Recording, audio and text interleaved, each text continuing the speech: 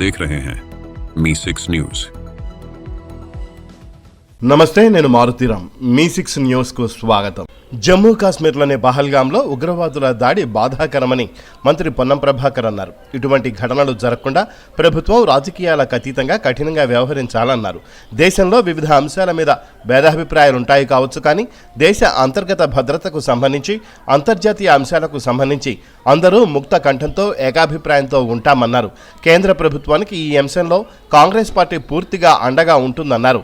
ఇటువంటి సంఘటనలు పునరావృతం కాకుండా కఠినంగా వ్యవహరించాలని కేంద్ర ప్రభుత్వాన్ని కోరుతున్నామన్నారు.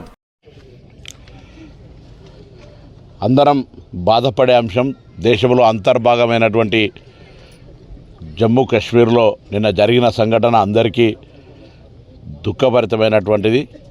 ఇటువంటి సంఘటనల పట్ల ప్రభుత్వం రాజకీయాలకు అతీతంగా కఠినంగా వ్యవహరించాల్సిందే.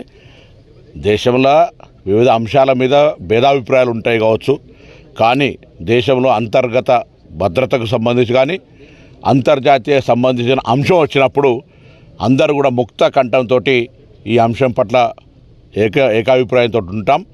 కేంద్ర ప్రభుత్వానికి ఈ అంశంలో పూర్తిగా అండగా ఉంటుంది కాంగ్రెస్ పార్టీ.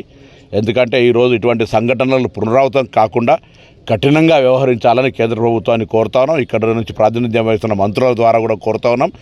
ఈ సంఘటన తల వంచుకునే కార్యక్రమం. ఎందుకంటే నేను కూడా ఇది ఒక 3-4 రోజుల క్రితమే ఈ ప్రాంతం అంతా పోయొచ్చినాం.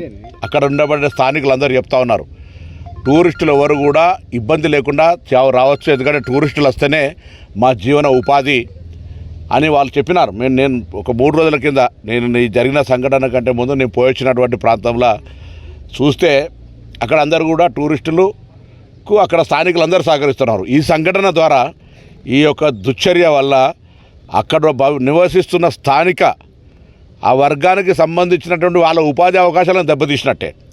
టూరిస్టులు ఒక తులిప్ గార్డెన్కి పోతే 15 లక్షల మంది ఈ 15 రోజుల లోపల విజిటర్స్ వచ్చినారని చెప్పినారు. అందరూ కూడా ఈ భయప్రాంతాలకు వచ్చినప్పుడు శాంతి భద్రత లేనప్పుడు ఎవరు టూరిస్ట్ రాడు. ఇది పరోక్షంగా అక్కడ ఉన్నబడి నివసించి ఉపాధి టూరిజం పేరు బతుకుతున్నటువంటి జమ్మూ కాశ్మీర్ స్థానికులకే ఇబ్బంది. ఇది వాళ్ళ కడుపు కొట్టినట్టే. ఈ ప్రాణాలు పోయినాయి, శాంతి భద్రతలు విఘాతం కలిగింది. కాబట్టి కేంద్రం చాలా కఠినంగా ఎటువంటి సంకోచం లేకుండా వ్యవహరించాలని సందర్భంగా కోరుతూ మృతుల కుటుంబాలకు సంతాపం, వారందరూ కూడా భగవంతుడు ధైర్యం ఇవ్వాలని ప్రార్థిస్తాను.